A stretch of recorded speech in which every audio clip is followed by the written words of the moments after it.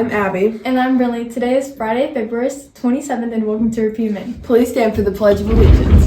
Attention, salute, pledge. I pledge allegiance to the flag of the United States of America and to the republic for which it stands, one nation, under God, indivisible, with liberty and justice for all. Please join us for a moment of silence.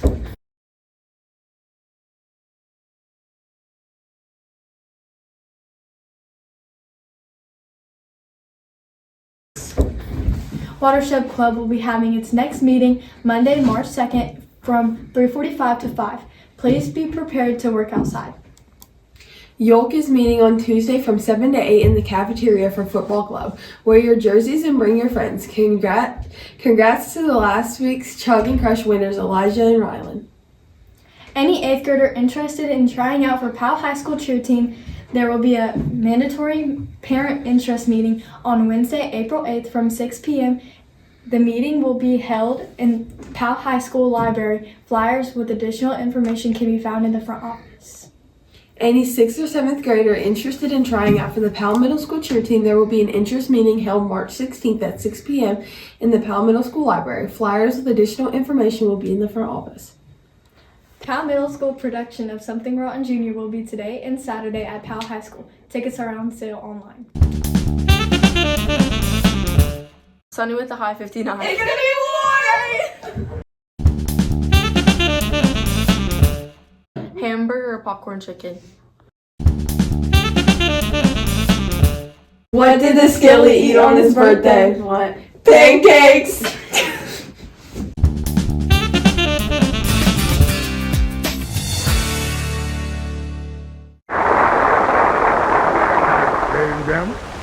The next number we're going to swing for you is one of the good old favorites. Louis Armstrong was the first great influence in jazz, no question about it. Louis Armstrong was born on August 4th, 1901, in New Orleans, Louisiana. When he was only 11 years old, Armstrong was sent to live at a boys' home. It was really at the Colored Wife's Home where Armstrong really learns how to play the cornet, and he realized this is what I want to do for the rest of my life. Armstrong played in various bands and riverboats before moving to Chicago in 1922 to join his mentor Joe Oliver's Creole Jazz Band. That band was very significant because it was the first famous jazz band in Chicago that really highlighted the New Orleans sound, the New Orleans talent. With his recordings from 1925 to 1928, with his group The Hot Five and The Hot Seven, Armstrong changed the course of jazz, producing hits like Muggles and West End Blues. Armstrong's sense of swing, his solos, his singing, his scatting, it's all there. Every form of popular music that comes after can be traced to those 1920s recordings. In 1926, he recorded Heebie Jeebies and quickly became one of the most popular jazz musicians in America. Armstrong had been scatting long before he recorded the Heebie Jeebies. What Armstrong did, however, was influence a new generation of jazz vocalists to incorporate scat singing as part of the genre of jazz. In 1929, Armstrong performed a jazz rendition of Ain't Misbehavin', which became his biggest selling record to date. Louis Armstrong had a way of taking a popular song and making it his own. During the 30s, Armstrong recorded his theme song When It's Sleepy Time Down South. And in 1937, he became the first African American to host a sponsored national radio broadcast. Armstrong broke down many barriers throughout the 1930s. He becomes the first African American to have in his contract that he would not play a hotel he could not stay at. He becomes the first African American star to get featured billing in a Hollywood movie.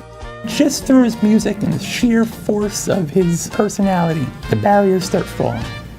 Armstrong fronted a small jazz band called the All-Stars in 1947 and made guest appearances in feature films with artists like Bing Crosby, Mae West, and Grace Kelly. He makes over 35 films and was the first jazz musician to appear on the cover of Time magazine. Louis was the real king of jazz. Throughout the 50s and 60s, Armstrong toured worldwide and recorded some of his biggest hits, including Porgy and Bess and What a Wonderful World. At the age of 63, he became the oldest artist to hit #1 on the pop chart with his rendition of Hello, Dolly. Louis Armstrong really ushered in modern jazz by bringing together a sense of blues, aesthetic, musical virtuosity, and astounding intonation on his instrument. Over his lifetime, Armstrong made thousands of recordings and received a star on the Hollywood Walk of Fame. Armstrong continued to perform until he died from a heart attack on July 6, 1971. There's never been a musician as popular as Louis Armstrong. And even years later, when Good Morning Vietnam used a recording that Louis Armstrong did, What a Wonderful World, that went to the top of the charts years after he had passed away. That's it for the morning news. Have a great day.